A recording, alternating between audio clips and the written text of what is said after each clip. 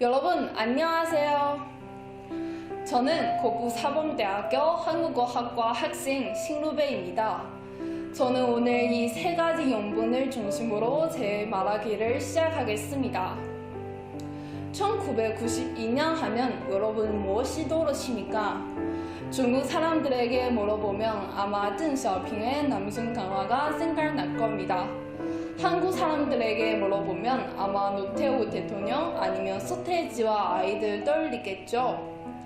그런데 한국어학과 학생에게 물어보면 아마 대부분 학생이 한중 수교한 해라는 답이 나올 겁니다. 이때부터 한중 간의 교류 시대가 개막되었고 한국과 중국의 아름다운 스토리가 시작되었습니다.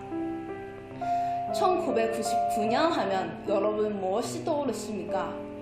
중국 사람들은 어머의 중국 귀족, 한국 사람들은 인터넷 시대를 떠올릴 수 있습니다. 그런데 여러분 아십니까? 1999년은 한류라는 표현이 처음 나타나는 해입니다. 한국 정부가 중국에서 K-팝을 홍보하기 위해서 제작한 CD 제목을 영어로는 Song from Korea, 중국어로는 한류로命名했습니다. 이때부터 한중 간의 아름다운 문화 발전 스토리가 시작되었습니다. 지금 한국어학과 학생에게 한국어를 배우는 이유를 물어보면 아마 90% 이상 학생이 K-팝, K-드라마 때문이라고 대답하겠죠. 저는 어렸을 때부터 부모를 따라 많은 한국 드라마와 예능을 봤습니다.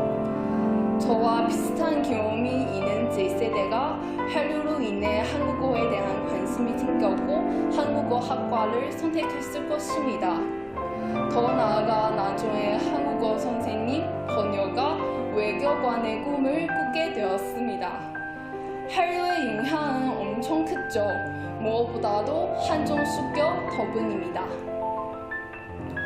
2022년에 와서 한국과 중국은 더 이상 이사할 수 없는 가까운 인물관계입니다. 양국은 예로부터 지리도 가깝고 문화도 가까우며 감정도 가깝습니다. 중한 관계는 오징어 게임 같은 제로섬적인 게임 아니라 응답하라 1988와 같은 이웃이자 함께 나아가는 운명 공동체입니다. 양국은 정치, 안보, 경제, 문화 등 다양한 분야에서 협력하고 있습니다. 한국어학과 학생으로서 양국 간의 협동, 우호, 교류에 책임이 있다고 생각합니다. 그래서 저는 중한 교류를 유지하는 데 몹시 실천을 했답니다. 지난 여름 방학에 저는 칭다오 시청노동감사원에서 인턴으로 일을 했습니다. 때론 한국이나 한국 기업의 노사분들로 인해 오셔서 그들의 호소를 귀담아 들어고 문제를 해결해 줬습니다. 이번 겨울 방학 때 저는 사무국에서 인턴으로 일을 했습니다. 출입국 코로나 검사 결과를 통계하기 위해 저는 인터넷에서 위챗으로 한국 사장님들과 이야기를 나누고 교류한 적이 있습니다.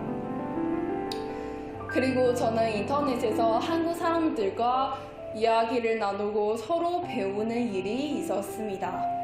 한국 친구들이 제 한국어 발음을 교정해주고 한국 문화를 알게 되었으며 저도 그분들한테 중국어를 가르치고 중국 문화를 홍보했습니다. 언어적으로 문화적으로 서로 배우면서 감정도 가까워졌습니다. 너무 소중하고 즐거운 시간이었습니다. 제 전공을 시청했을 뿐만 아니라 더 나아가 한중 교류하는데 미약하나마 제 힘을 더할 수 있어서 뿌듯하고 보람을 느꼈습니다. 31일, 한중 간의 관계는 더 이상 흔들림 없을 것입니다.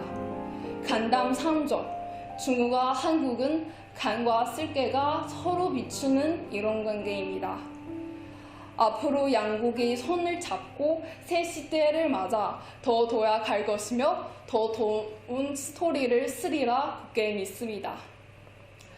한순간에 우리가 쌍록수처럼 영원히 푸르기를 기원하면서 제 말하기를 마치겠습니다. 감사합니다.